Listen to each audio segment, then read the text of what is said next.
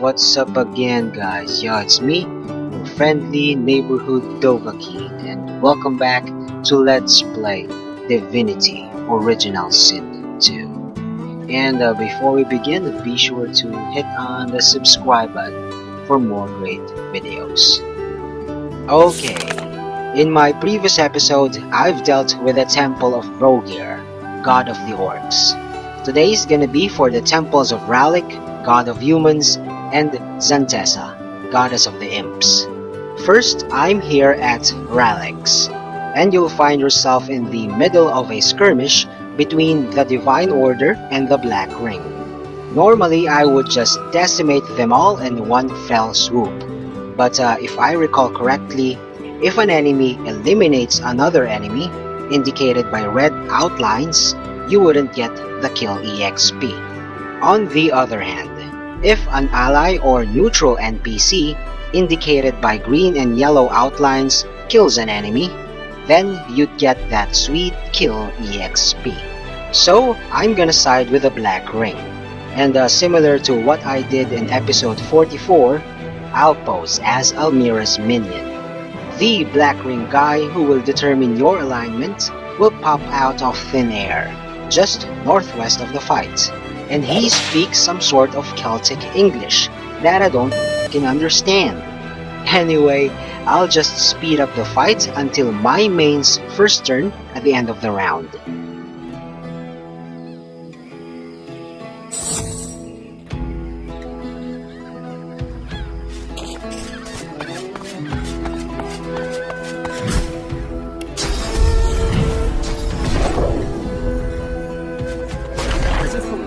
A swelling warrior appears before you.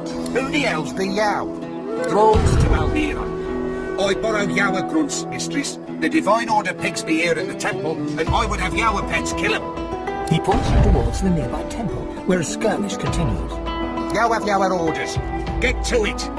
I thank you kindly, mistress. Now, thrall, get out to it.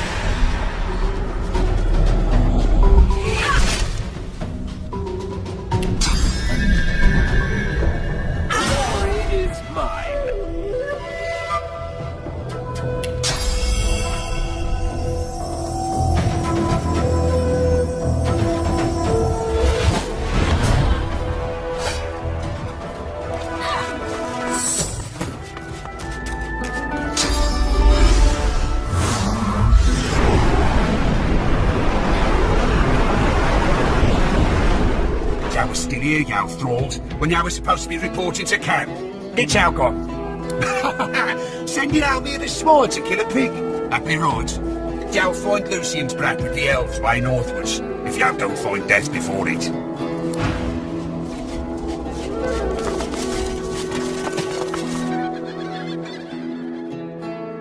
Alright, that was quick cause there were only 3 magisters. But now, I'm gonna force attack 6 Black Ring Fools. Don't worry cause this will end as quick as the former.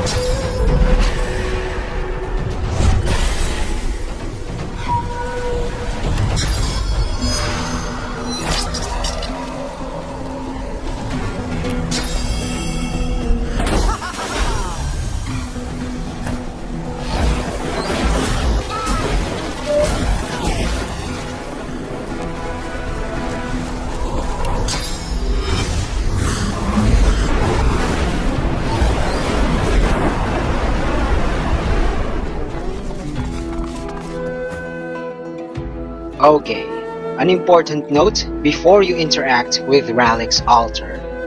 If you don't have Losi, Ifan, or any human toon in your squad, let your god intervene, cause Rhalic will give you permanent blindness, which can only be removed when the toon who interacted dies, or equipping and unequipping a blindfold, if you still have it from the arena back in Act 2. The altar stands before you, flecked with moss and the cracks of age. An ant crawls across the surface, dipping in and out of the inscription that's engraved on the rock. In honor of Rhalic, first of the gods and patron of humanity. As your prayer drifts away on the breeze, you feel the world around you shift. You open your eyes to a courtyard with wooden targets and practice posts scattered about. A man stands in the center of the court, his face turned towards the sun, his eyes wide open. He's old, grey hair matted against his skin, but you still recognize him, Rhalic. He doesn't look over as you approach. It's only when you're standing right beside him that you see that his eyes are clouded and grey as his hair. He is completely blind. "Go, God-woken," he croaks, a faint smile on his face. "Go and do your duty." The vision fades, and you stand once more in the shadow-speckled glade of Rhalic's temple.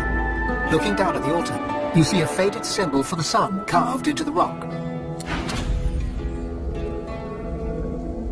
Wow, I just turned level 18. Anyway, Rhalic is aligned with the sun. Now let's just discover the waypoint.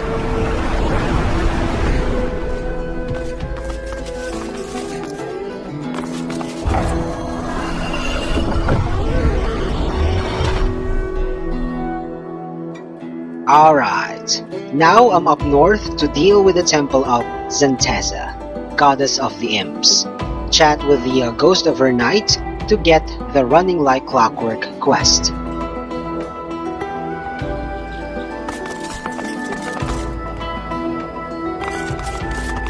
An empty pedestal stands before you. From the ostentatious nature of the carvings upon it, you can tell it once used to hold something of great value. What was missing here? Something valuable. The ghost stares right through you, a horrified look upon her face. They took the realm. They took it all. But they don't know what it is. They don't know what they have. Those black-ringed dogs. They took the universe, but they don't know what it is. I pray they do not think to try to use it. She turns away.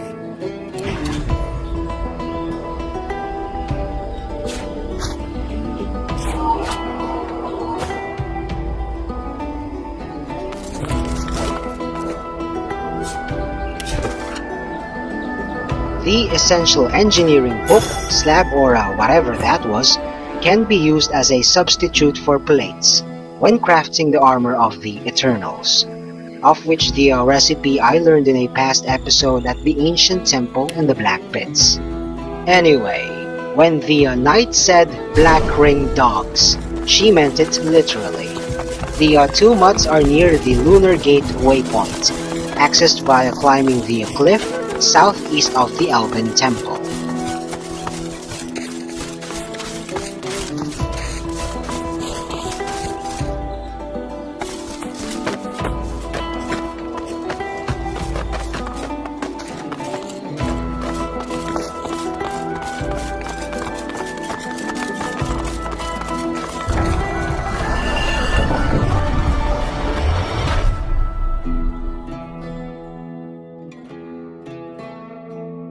Down the staircase west of the waypoint, the said mutts are playing with a large talking ruby. Like me, if you have Pet Pal, there are a few ways to deal with these wargs. If you choose to be non-violent, you'll get 20k EXP for updating the quest. On the path of violence, however, each warg has a kill EXP of nearly 14k. On top of the 20k update EXP. So, obviously, violence is the way.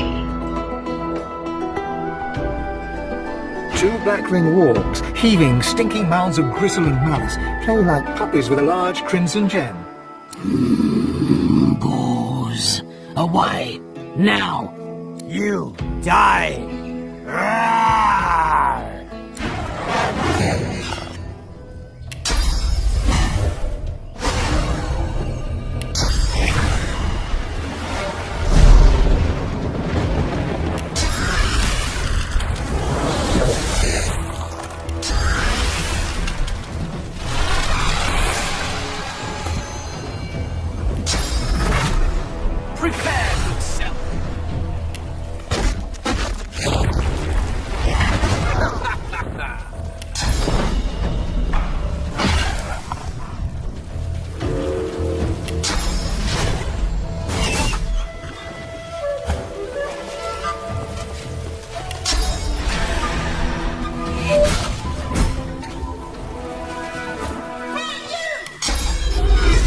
Anyway, chat with a large ruby with Fane or any tune with a scholar tag to expedite the impish bullcrap. You wonder if this is what you think it is, an imp-built pocket realm. Within the Crimson Crystal, a galaxy of stars seems to twinkle, and beyond the stars lies a strange and wondrous realm. It's as you'd hoped. The stars swirl and move, and form a face, the face of an imp. Looky here!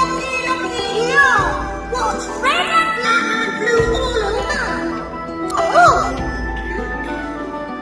Right! Oh, very right!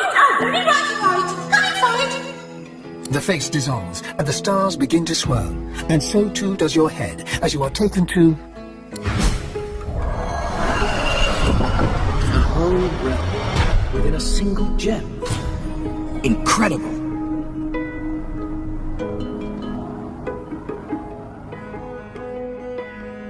Upon entering the impish pocket realm, your entire squad will be indefinitely slowed.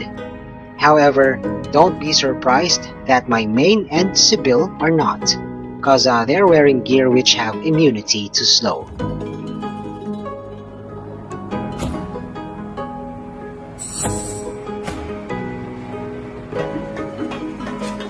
The machine is manipulating time itself. I'm in a hurry here.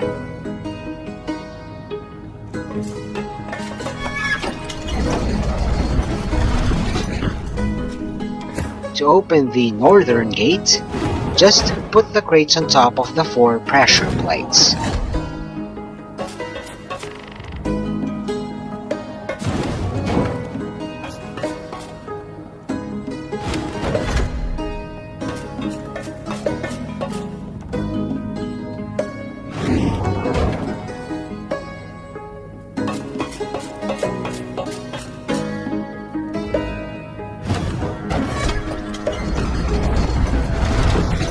Before I show you how to remove the global slow debuff, let's find some clues on how to solve this area, and some lore or context on its purpose.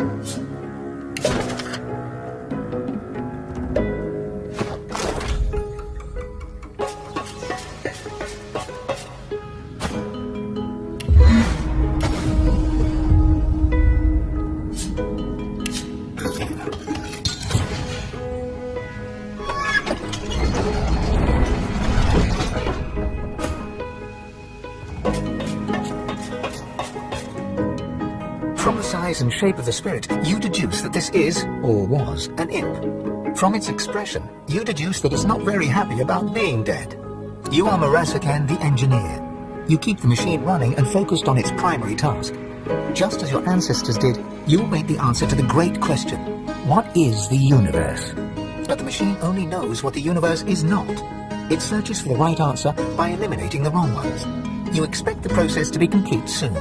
Any millennium now, in fact. But recently, you've been getting the impression that the machine, well, it just doesn't trust you.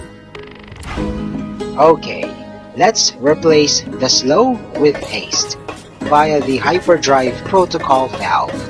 By the way, the other valve in the chamber west of the hyperdrive is the emergency flush protocol. Don't touch it.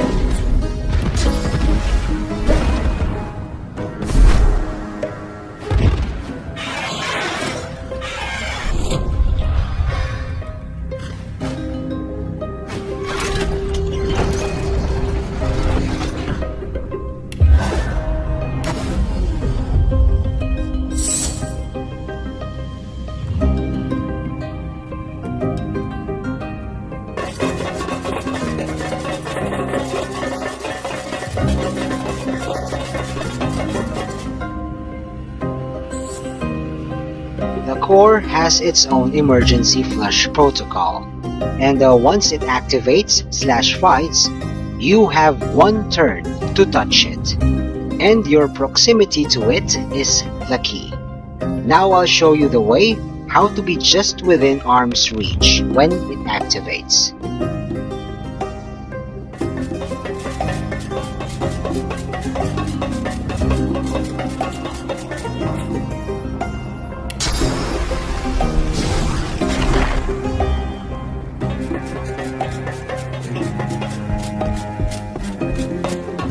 Take note of this energy chest. It contains a guaranteed random divine item.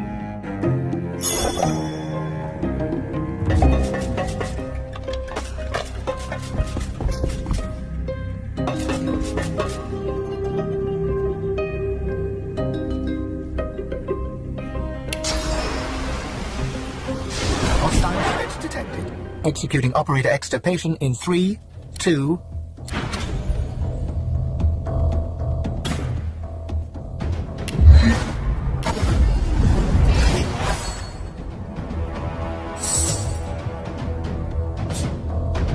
Extirpation aborted.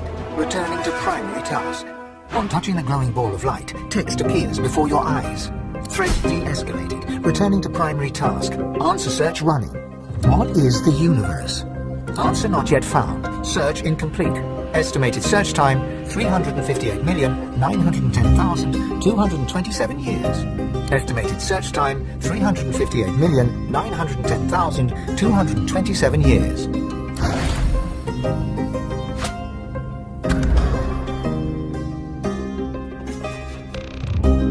Besides being the patron of the imps, Xantessa is also the goddess of mirth. And for the sake of fun, she can be very tricky. So don't fall for her mischief. You reach out to touch the altar. its cold surface a curious foil to the thrumming and clanging metal that surrounds you. Your vision clouds, your head swims, and when the fog clears, you are still standing in the Imp Temple. You look around in confusion. This doesn't seem right. There's a cough behind you. Turning, you see Xantessa. Not some allegorical figure, not some awe-inspiring god, just her. She's leaning against one of the struts on the platform, taking you in. Moon, she calls, her face placid. She shrugs and explains there is not much mirth to be had these days. The gods turning to the creations they've abused to save them. What could be more hilarious than that? But she does have one idea. She leans in, her eyes sparkling, and offers a proposition. She'll reveal whether she's telling the truth if you disown your god. Deep within, you can feel your god stirring, hissing like a snake. She clarifies that she's not asking you to support her, just not to be beholden to your god. To think for yourself, to make choices that you think are right, not what some half-dead god demands. The imp god rolls her eyes, throwing you an exaggerated bow before she fades to nothing.